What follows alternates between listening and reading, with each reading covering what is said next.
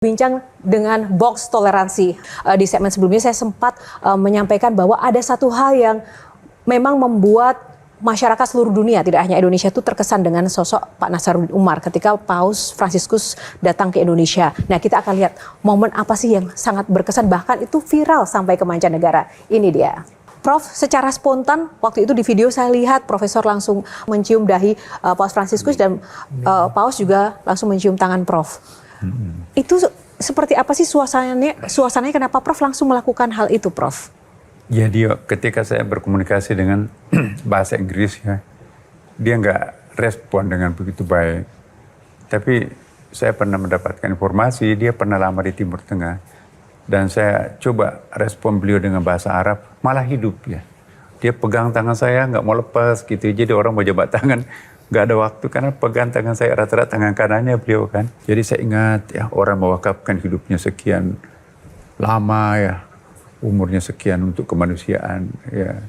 Yang saya ingat baru itu bapak saya juga kan mewakafkan hidupnya sebagai guru SD di kampung, mengajar satu sekolah 6 kelas, seratusan orang muridnya hanya sendiri. Kenapa nggak ada guru yang tahan pada waktu itu? Karena ada konfrontasi antara DITI dengan tentara ya pada waktu itu, bunuh-bunuhan. Botaknya juga mirip, wajahnya juga. Jadi ibaratnya saya mencium bapak saya sendiri ketika itu.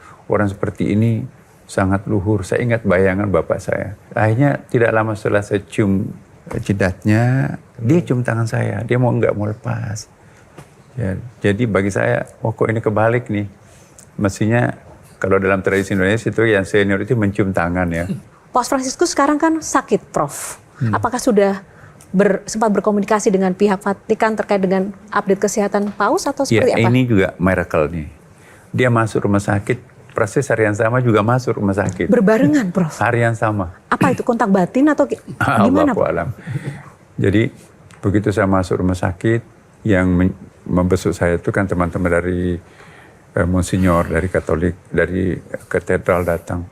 Pak, tadi juga Paus masuk rumah sakit. Loh kok janjian gitu kan.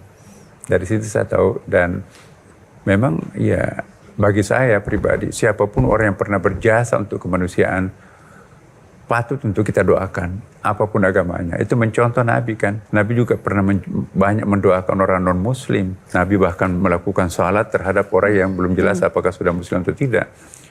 Jadi ini apa yang saya lakukan itu mencontoh Rasulullah. Bagaimana menurut Bang Kohar sebagai jurnalis senior yang selama ini juga mengikuti perjalanan karir dan kehidupan sosok Pak Nasaruddin? Ya, gini Prof. Di kita ini kan toleransi sering dibicarakan. Toleransi itu apalagi kalau lagi musim-musim politik. Jadi toleransi itu sering kali menjadi komoditas politik. Padahal kan praktek toleransi sebetulnya juga sudah banyak dijalankan oleh masyarakat. Nah, lalu akhirnya justru yang terjadi kan muncul gesekan-gesekan. Nah, relevansinya untuk saat ini seperti apa toleransi itu mestinya dibangun gitu. Langsung sudah praktekkan aja, tunjukkan saja seperti kayak Prof. Nasaruddin tadi. Toleransi itu bukan diseminarkan, bukan diceramahkan ya. Bukan ditulis dalam buku, tapi bagi saya toleransi itu untuk dipraktekkan, diamalkan. Maka itu saya sekarang ini sedang menggagas di Kementerian Agama kurikulum cinta. Apa yang kami masukkan kurikulum cinta? Pokoknya mengajarkan agama apapun. Agama Islam, agama Kristen, agama Katolik, Hindu, Buddha, Konghucu, harus mengajarkan agama itu dengan cinta. Jangan mengajarkan agama kepada anak-anak kecil kita, tapi penuh dengan perbedaan, penuh kebencian. Itu bukan mengajarkan agama. Agama sesungguhnya itu semua agama itu adalah mengajarkan kedamaian, ya ketenangan, kesyahduan, persahabatan, humanity. Bagi saya humanity is only one, there is no colors ya kan. Kemanusiaan itu sama kok. Kullu mauludin yujadu alal fitrah. Fitrah itu betul-betul hanif itu nurani yang sama untuk satu sama lain. Nah, ini yang kita akan sisir semua kurikulum.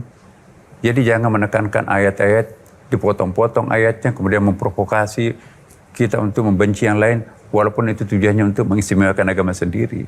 Ini yang kita harus. Terima kasih.